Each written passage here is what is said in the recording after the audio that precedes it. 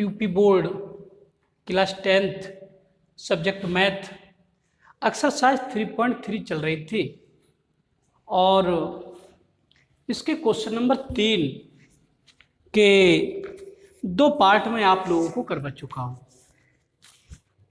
Part 4 की ओर बढ़ते हैं।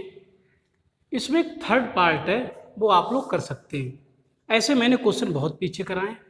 यदि ना हो ये पार्ट तो मुझे बता देना, इसे भी करा दूंगा।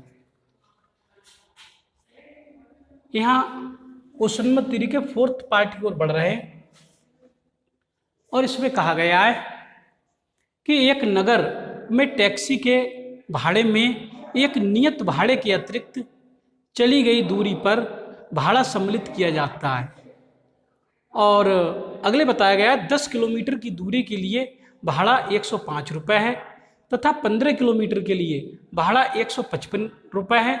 नियत भाड़ा तथा प्रति किलोमीटर भाड़ा क्या है? एक तो हमें नियत भाड़ा ज्ञात करना है, तो मान ले रहे हैं माना नियत भाड़ा बराबर x रुपये है और माना प्रति किलोमीटर अतिरिक्त भाड़ा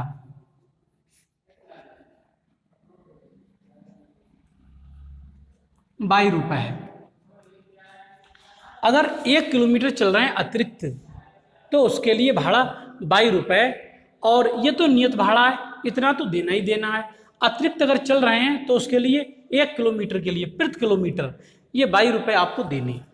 तो क्वेश्चन में ये कहा है, सबसे पहले फर्स्ट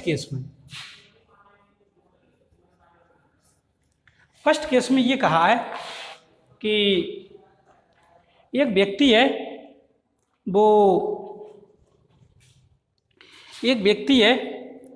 तो वो 10 किलोमीटर की दूरी के लिए 105 रुपये भाड़ा देता है। तो 10 किलोमीटर के लिए बात की गई है। 10 किलोमीटर के लिए यहाँ 10 किलोमीटर के लिए बात की गई है। 10 किलोमीटर के लिए तो एक बात बताओ, 10 किलोमीटर अगर वो जाएगा तो सबसे पहले तो नियत भाड़ा देगा। नियत भाड़ा प्रश्नानुसार, देखो प्रश्नानुसार लिख रहा हूँ मैं। प्रश्नानुसार जो नियत भाड़ा है वो x रुपये तो नियत भाड़े के देगा। अब 10 किलोमीटर गया है, 10 किलोमीटर तो 1 किलोमीटर का खर्चा ₹22 है। 1 किलोमीटर का अतिरिक्त किलोमीटर के लिए बताया गया ये। तो 1 किलोमीटर का खर्चा ₹22 है, तो जब वो 10 किलोमीटर जाएगा तो इसका खर्चा 10 बाई आएगा। यहाँ से 10 बाई तो ये तो अतिरिक्त किलोमीटर 10 किलोमीटर के लिए भाड़ा है और ये नियत भाड़ा, ये तो देना ही देना है। इन दोनों को अगर जोड़ लेंगे तो कुल भाड़ा आ जाएगा।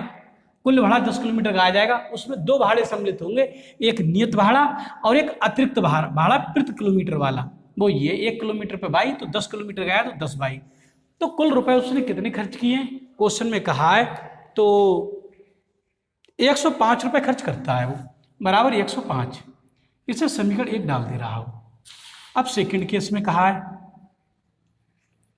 सेकंड केस में ये कहा है इस बार में उसने 15 किलोमीटर दूरी तय की है। अब 15 किलोमीटर की बात चल रही है, यहां लिखे दे रहा हूं 15 किलोमीटर के लिए।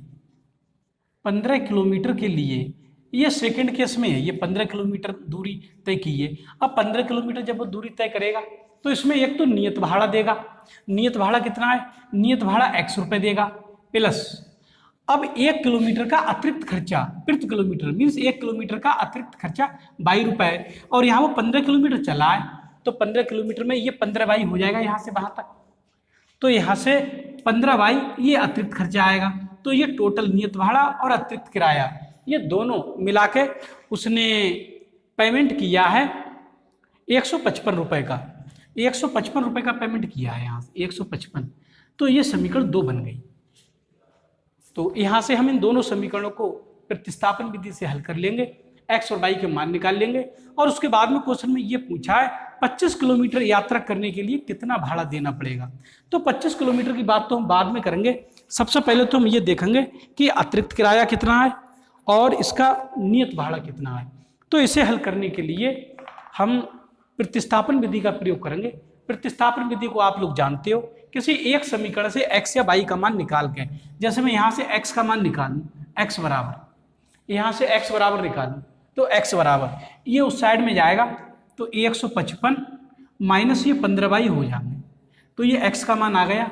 ये x का मान समीकरण 2 से आया है ना, तो इसे समीकरण 1 में रख देंगे, तो लिख देंगे x का मान समीकरण 1 में रखने पर, तो समीकरण 1 में रख देंगे। समीकरण 1 कौन सी है? समीकरण 1 ये x प्लस 10y बराबर 155। तो यहां से x का मान है 155 माइनस 15y, तो इस x के स्थान पे लिख देंगे 155 माइनस 15y और प्लस के 10y तो इसमें है ही ये बराबर 100। ये यहाँ से जो समीकरण 1 है ना, समीकरण 1 है, तो 1 में ये थोड़ा गलत हो गया, ऐसे सही कर दे रहा हूँ, ये 105 है, ये 105 ये समीकरण 1 थी। तो यहाँ से x का मान मैंने समीकरण 2 से रखा है, x बराबर 155 माइनस 15y, तो यहाँ रखे दे रहा हूँ 155 माइनस 15y, 10y ये और बराबर 105। तो यहाँ से 155 तो ऐसे ही 15y में से 10y निकल जाएंगे तो माइनस के 5y बराबर यहाँ से 105। 155 तो ऐसे ही ये 105 इधर ले आए माइनस के हो जाएंगे बराबर माइनस के 5y इधर जाएंगे प्लस के हो जाएंगे, तो 155 में से 105 घट जाएंगे तो यहाँ से 50 रह जाएंगे आपके, और यहाँ से 5y का मान निकाल लेंगे, y बराबर मिलेगा 50 बटे ये 5 गुणा किया ना तो ये बटे में आ जाएंगे, 5 से काट देंगे, 5 दही 50। तो इस प्रकार y का मान 10 मिलने लगेगा। ये y का मान आ गया निकल के। इस y के मान को उठा के समीकरण नंबर 1 या 2 में जिसमें आपका मन करे उसमें रख दो, मैं यहाँ रख दे रहा हूँ यहाँ, तो x का मान निकल जाएगा यहाँ से, इसलिए x बराबर, इसे मिटा दे रहा हूँ इधर,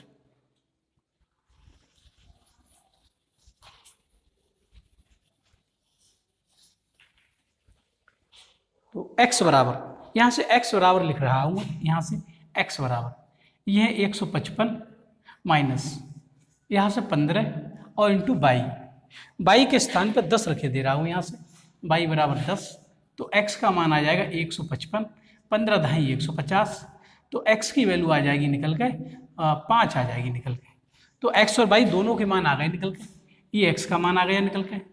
अब क्वेश्चन में का आंसर हम लिख रहे हैं नियत भाड़ा, या लिख देंगे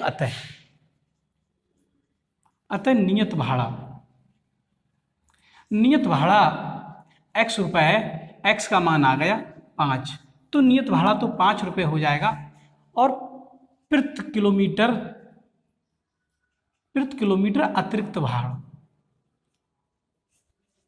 अतिरिक्त भाड़ा ये 22 रुपये मान आए ना, तो 22 का मान आ रहा है 10 रुपये, तो ये आ जाएगा अतिरिक्त किलोमीटर का खर्चा 10 रुपये लिया जा रहा है और नियत भाड़ा 5 रुपये लिया जा रहा है।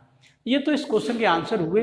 एक चीज और पूछिए क्वेश्चन में ये कहा गया था कि 25 किलोमीटर यात्रा करने के लिए कितना भाड़ा देना पड़ेगा, तो अब 25 किलोमीटर की बात यदि हम करें तो 25 किलोमीटर चलने के लिए एक तो उसमें नियत भाड़े की आवश्यकता होगी और एक अतिरिक्त किलोमीटर प्रति किलोमीटर भाड़े की आवश्यकता होगी, तो यहाँ लिखेंगे 25 किलोमीटर के लिए भाड़ा। तो इसमें दो चीजें होंगी, एक तो नियत x है और प्लस अतिरिक्त किलोमीटर का प्रति किलोमीटर जो भाड़ा जा रहा है वो y जा रहा है, तो 25 किलोमीटर के लिए 25y ये हो जाएगा।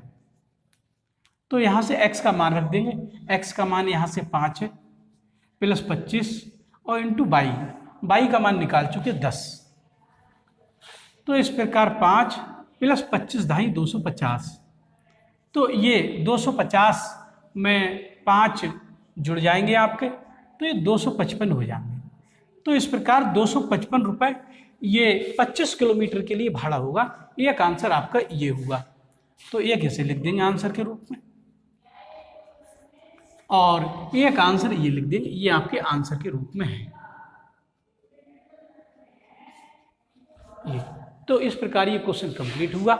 मैं समझता हूँ ये क्वेश्चन आप लोगों की समझ में आ गया होगा। तो इस वीडियो में इतना ही। वीडियो को लाइक कर दें और चैनल को भी सब्सक्राइब कर लें। मेरे द्वारा पढ़ाई हुई वीडियो को यार दोस्तों में भी शेयर कर दिया करो, जिससे गरीब कमज़ोर वर्ग के बच्चे भी इस वीडियो से लाभान्वित हों और आप सभी छात्र और छात्राएं एक अच्छे गणित छात्र के रूप में जाने जाएं। इस वीडियो में इतना ही। धन्यवाद।